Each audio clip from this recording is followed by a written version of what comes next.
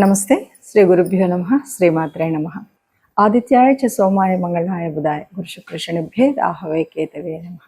మే మాసంలో రెండవ పక్షం ఫలితాలను చూద్దాం. అంటే 16వ తారీఖు నుండి 31వ తారీఖు వరకు ఉండేటువంటి ఫలితాలు ఎలా ఉంటాయి, వాటి యొక్క ప్రభావం ఎలా ఉంటుందో చూద్దాం. ప్రతి మాసం లాగానే మాస ఫలితాల్లో ముఖ్యంగా మే నెల 2026 గాను మాస ఫలితాలని చూద్దాం. ఈ మాస ఫలితాల్లో అసలు ముందుగా గ్రహస్థితి ఎలా ఉంది, మే నెలకు ఉండేటువంటి ప్రత్యేకత ఏంటి అని ఆలోచిస్తే కనుక మే నెలలో ముఖ్యంగా మే నెల ఎప్పుడు ప్రారంభమవుతుంది అంటే ఈసారి వైశాఖ పౌర్ణమి నుండి జ్యేష్ఠ పౌర్ణమి మధ్యలో ఉండేటువంటి కాలం మే నెలగా వస్తుంది. ఇది ఒక విశేషమైతే ఇక రెండవది ఇందులో కత్తెర్లు అంటాం కదా, ఆ కార్తీ రావడం అంటే సూర్యుడు కృత్తికా నక్షత్రంతో కలిసి ఉండడం అనేటువంటిది.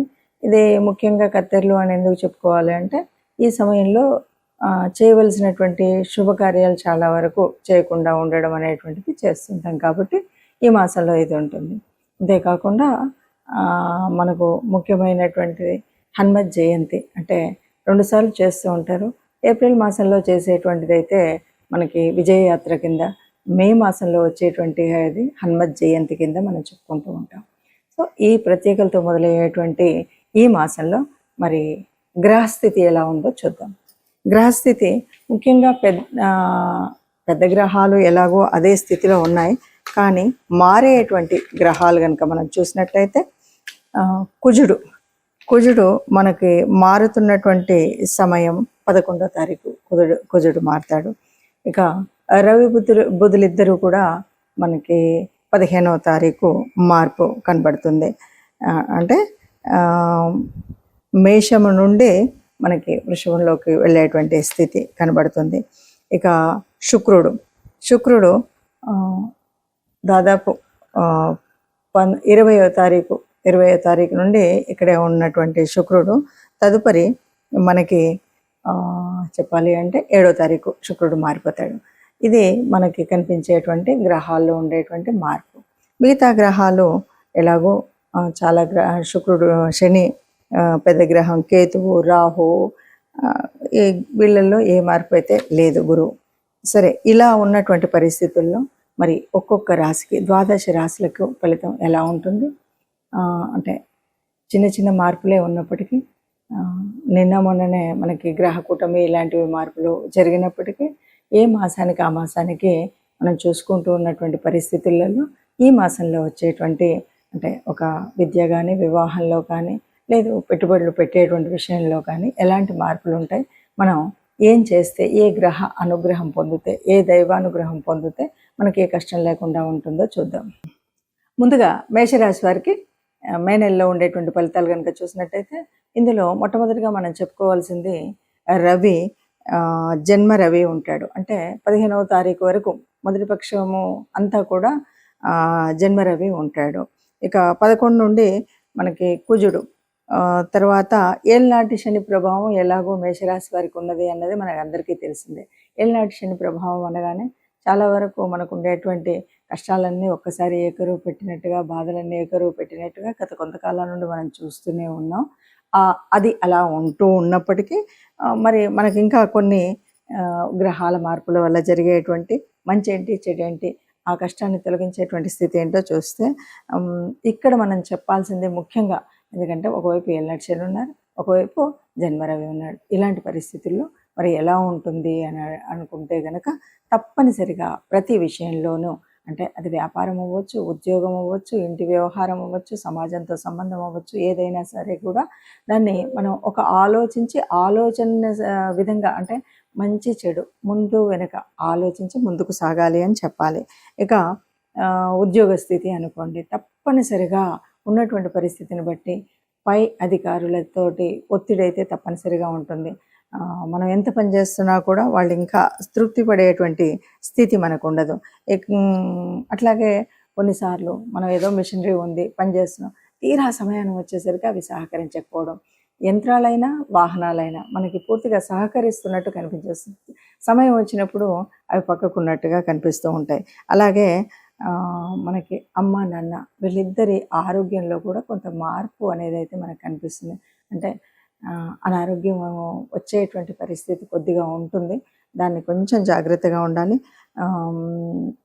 పరీక్షలు ఇలాంటి వాటిల్లో మనం ఏకాగ్రత అనేది చూపెట్టేటువంటి పరిస్థితి ఎక్కువగా ఉండదు. అంటే కుదురుగా ఆలోచించి అక్కడే కూర్చొని ఏది ఏమైనా ఈ పని చేయాలి అనేటువంటి ఆ స్థితి అయితే ఉండకపోవచ్చు. ఇక అయినా సరే మనకు పోటీ పరీక్షలు ఉన్నాయి, మరి కొంత ముందుకు వెళ్ళాలి, తప్పదు అన్నప్పుడు కాస్త గట్టి ప్రయత్నం చేసినట్టయితే తప్పనిసరిగా కూడా అందులో విజయం పొందేటువంటి స్థితి ఉంటుంది.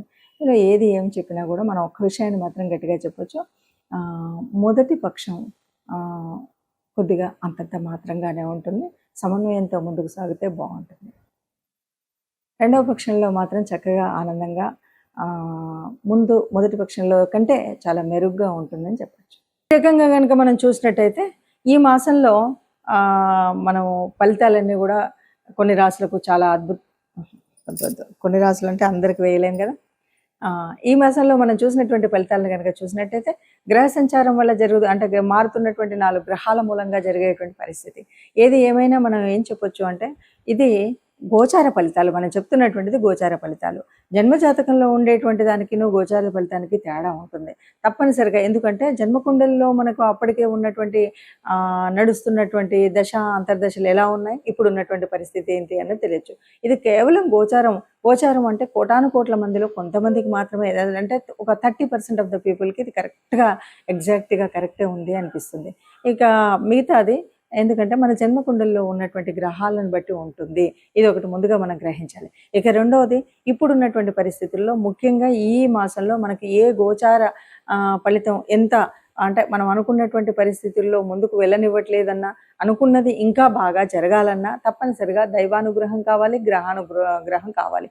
అయితే ఈ మాసంలో మనకి హనుమత్ జయంతి ఉంది కాబట్టి ఈ మాసం అంతా కూడా రాముణ్ణి పూజించడం కానీ, హనుమంతుణ్ణి ప్రార్థించడం కానీ, ఎందుకంటే హనుమంతుడిని హనుమత్ చాలీసా చదవడం కానీ ఇలాంటివి కనుక చేసినట్టయితే తప్పకుండా రాముల వారి కృప ఉంటుంది అని చెప్పొచ్చు. ఇంకా ముఖ్యంగా ఏదైనా సరే కీడు చెడు ఇలాంటివి జరుగుతున్నాయి అన్న టైంలో మనం తప్పనిసరిగా హనుమత్ ఆలయానికి వెళ్ళడం అనేటువంటిది ముఖ్యమైనది. కాబట్టి మనం ఇచ్చేసి వీలైన వాళ్ళు మనం నవగ్రహాల దగ్గరికి వెళ్ళడము, లేదు అదే కాలేదు అంటే ఏదైనా మీకు తోచిన దాన ధర్మాలు చేసినట్టయితే, ఇవేవి నాకు తెలియదు ఏ గ్రహం వల్ల ఏది అని అనుకున్నట్టయితే, అలా కూడా కాలేదు అనుకుంటే తప్పనిసరిగా మీరు ఏదైనా గోశాలకు వెళ్ళి గోమాతకి మనం గనక గ్రాసం ఇచ్చినట్టయితే తప్పనిసరిగా ఇప్పుడు ఏవైతే అననుకూలంగా ఉన్నాయి అనుకున్నామో ఇవన్నీ కూడా అనుకూలంగా ఉండేటువంటి స్థితి మనకు వస్తుంది. అందరూ హాయిగా ఆనందంగా ఉంటారు. ఇవి పెద్దగా భయపెట్టేటువంటి పరిస్థితి ఏం కాదు. మాసంలో చిన్న చిన్న మార్పులు జరుగుతాయి. ఆ చిన్న చిన్న వ్యత్యాసాలు కనబడుతూనే ఉంటాయి. మనం పట్టించుకున్నట్టయితే అంతగా ఉండదు. ఆత్మ నిగ్రహం ఉండాలి. అట్లాగే ఆత్మబలంతో సాగితే ఎంతటి మొండి పనైనా మనం పూర్తి చేసుకోగలుగుతామని తెలియజేస్తూ, మనకి మే మాసంలో వచ్చేటువంటి పండగ ముఖ్యమైనటువంటిది, అందరికీ ఇష్టమైనటువంటిది, ముఖ్యంగా యువతకి చాలా ఇష్టమైనటువంటి పండగ హనుమత్ జయంతి వస్తుంది. చాలామంది అడుగుతూ ఉంటారు, హనుమత్ జయంతి మొన్ననే కదండి చేసుకున్నాము, మళ్ళీ ఇప్పుడు ఏంటి అని. ఇక్కడ మనకు కనిపించేటువంటిది ఏంటి అంటే, ఒక ఉత్సవం మొట్టమొదటిగా వచ్చేటువంటి దాన్ని హనుమత్ విజయ యాత్రగా చెప్పుకుంటాం. రెండవది హనుమత్ జయంతి. హనుమంతుడు పుట్టడము అంటే ఈ లోకాలన్నింటినీ కాపాడడం అనే చెప్పాలి. హనుమత్ జయంతిని మనం అంత విజయోత్సవంగా విజయయాత్రలు చేసుకుంటూ చక్కగా ఎటు చూసినా కూడా కాషాయ వర్ణాలతో హనుమత్ ధ్వజాలతో అందరూ కూడా ఆనందంగా ఎందుకు తిరుగుతారంటే, ఆనాడు రామాయణ కాలం నాడు మరి రాముడి జయానికి మూల కారణమైనటువంటి వాడు. అలాగే ఇప్పటికీ అప్పటికి ఎప్పటికి కూడా ఒక తేజస్సు కానీ, ఒక చైతన్యం అంటే ఎలా ఉండాలి, ఒక దాసతత్వం అంటే ఎలా ఉండాలి, ఒక స్నేహం అంటే ఎలా ఉండాలి, విజ్ఞానంలో నవవ్యాకరణం తెలిసినటువంటి వాడు అంటే ఎలా ఉండాలి, ఒక కార్యశూరత్వంలో ఎలాంటి స్థితి ప్రజ్ఞత ఉండాలి, కార్యాన్ని సాధించుకురావడంలో ఎలా ఉండాలి, ఇవన్నీ మనకు చెప్పేటువంటి వారు హనుమంతుల వారు. అందువల్ల హనుమత్ జయంతి మనందరికి కూడా ఎప్పటికీ చైతన్యాన్ని అందించేటువంటిది. ఒక పనిని నిర్విఘ్నంగా పూర్తి చేయగలిగే శక్తి సామర్థ్యాలు కావాలి అంటే హనుమత్ జయంతిలో మనము ఆ రోజు హనుమంతుడిని ప్రార్థించడం, పూజించడం, హనుమాన్ చాలీసా చదవడం, మరి దండకాన్ని చదువుతామా, లేదు సింధూరాన్ని వేయిస్తామా, వడమాల వేయిస్తామా, ఇవి ఏవున్నా సరే ఇవన్నీ కూడా మన పూజా విధానంలో ఒక భాగమే అనుకుంటాం. హనుమత్ దేవాలయాల దగ్గరికి వెళ్ళి చక్కగా మన వాహనాల్ని ఏ రకమైన ఇబ్బందులు రావద్దని పూజించుకోవడం, మనం అక్కడికి వెళ్ళి నాకు ఏ రకమైనటువంటి దుష్ట పీడలు ఇలాంటివి ఏవి నా శరీరానికి రాకూడదని దైవ అనుగ్రహం పొందడం, ఇవన్నీ ఒక ఎత్తు. ఇవి కాకుండా మనం హనుమంతుడి నుండి నేర్చుకోవాల్సినటువంటిది ఏమిటి అంటే, ఎంతటి వాడైనా సరే ఎక్కడ ఎదగాలో ఎక్కడ ఒదగాలో ఇది తెలిసినటువంటి వాడు హనుమంతుడు. ఎక్కడ స్నేహాన్ని ఎలా చేయాలో, ఎవరితో ఎలా మాట్లాడాలో, అంటే నవవ్యాకరణ పండితుడు. అలాగే గురువు దగ్గర ఎట్లా ఉండాలో, మరి ఆయనకు సాక్షాత్తు సూర్యభగవాన్ని గురువుగా తాను రిక్వెస్ట్ చేసిండనే చెప్పాలి అంటే, ఎందుకంటే సూర్యభగవానుడు నిరంతరం చలిస్తూ ఉండేటువంటి ఆయన దగ్గరికి తనతో పాటు తిరుగుతూ నవవ్యాకరణాలను నేర్చుకున్నటువంటి మహాపండితుడు. కాబట్టి విద్యార్థి లోకానికి ఎప్పటికి కూడా మనం ఏదైనా జ్ఞానం నేర్చుకోవాలంటే ఎలా ఉండాలి, ఎంత నిరంతర ప్రయత్నం ఎలా ఉండాలి, ఇవన్నీ విషయాలు చెప్పేటువంటిది అది. అంతేకాదు ఒక కార్యాన్ని సాధించాలి అంటే కేవలం రామనామంతో నేను ఏదైనా చేయగలుగుతాను అనేటువంటి సంకల్పంతో గట్టిగా ఉండి అన్నీ రాముడే చేస్తున్నాడు అని చెప్పేటువంటి వాడు. అలాగే లంకకు వెళ్ళినప్పుడు ఏం చేస్తాడు, అక్కడ ఉన్నటువంటి తన బల ప్రదర్శన జరిగిన తర్వాత రావణాసురుడు అడిగినప్పుడు తన బలం ఏంటి, నువ్వు ఇంత బలవంతుడు ఎక్కడి నుండి వచ్చావు ఏంటి అంటే, నేను చాలా ఆ రామయ్య దగ్గర ఉన్నటువంటి అంతమంది సైన్యంలో అతి బలహీనుని నేనే అని చెప్తాడు. ఇది కార్యశూరత్వం, అంటే ఒదిగి ఉండడం అనేటువంటి తత్వం. ఎక్కడ చూసినా కూడా నేను బలవంతుడిని అనేటువంటి గర్వం కాకుండా, నేను అందరిలో ఒకవాడిని, నేను సేవ చేయగలిగినటువంటి వాడిని, నేను సహాయం చేయగలిగినటువంటి వాడిని, నాకు అధికారం అక్కర్లేదు అన్నటువంటి వాడే. అందుకే కదా సుగ్రీవుడి తనకు ఒక రాజ్యాన్ని ఉండగలిగినటువంటి అయినప్పటికీ కూడా సుగ్రీవుడి దగ్గర మంత్రిగా పనిచేసినటువంటి వాడు. ఆ మంత్రిత్వం రాజుకి ఆ రాజ్యం లేని రోజు కూడా మంత్రిగా తన దగ్గరే ఉండిపోవడం, ఇది గొప్పనైనటువంటి లక్షణం.